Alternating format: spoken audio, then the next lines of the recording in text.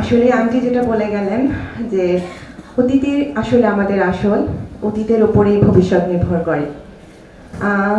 আমি ভূমিকা ছাড়াই শুরু করলাম, কাউকে ধন্যবাদ দিলাম না। আসলে ওনারা যা এই আয়োজনটি করেছেন ধন্যবাদের ঊর্ধ্বে।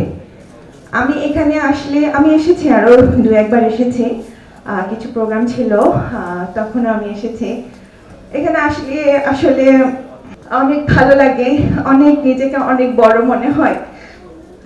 আব্বা অনেক আগে আসলে চলে গেছেন, যখন আব্বা অনেকটা জড়িত ছিল এটার সাথে, তখন আমি অ্যাকচুয়ালি ওই তো ক্লাস 5 থেকে নিয়ে ক্লাস 10 পর্যন্ত, মানে এইটুকুইটা খুব বেশি মনে পড়ে যে এখানে অনেক আঙ্কেলরা আছেন, দেওয়ার আঙ্কেল আছেন, মোজাফর আঙ্কেল আছেন, মোজাফর আঙ্কেল তো ছিলেনই। তারপর ওনাদের অনেকের বাসায় আমি গিয়েছি, হাবিবুর রহমান আঙ্কেল, হাফিজুর রহমান আঙ্কেল, ওনাদের বাসায় আমি গিয়েছি, আন্টির বাসায় তো গিয়েছি।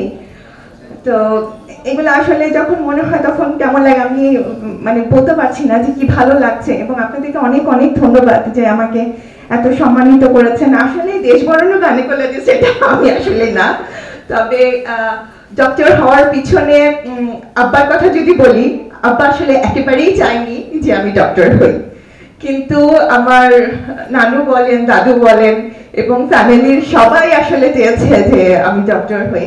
কিন্তু তো সেই হিসাবে আমারও ইচ্ছা ছিল, এটা ঠিক। তো যখন এবং আব্বা বলেছিলেন যে ঢাকার বাইরে যদি কোথাও আমার চান্স হয় তাহলে কিন্তু আমার পড়ালেখা বন্ধ। তো মেয়েকে ছাড়তে চাই না, কিংবা যাই হোক আমি জানি না অ্যাকচুয়ালি কি কারণে।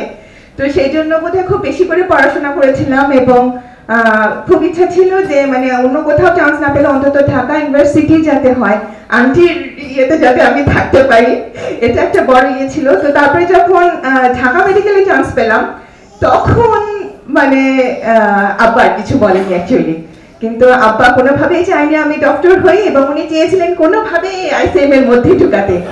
বাট এটা সত্যি কথা, এটা কোনো ইয়ে কথা না, একদমই সত্যি কথা যে যেভাবেই হোক আব্বা এখানে আমাকে পড়াবে। এবং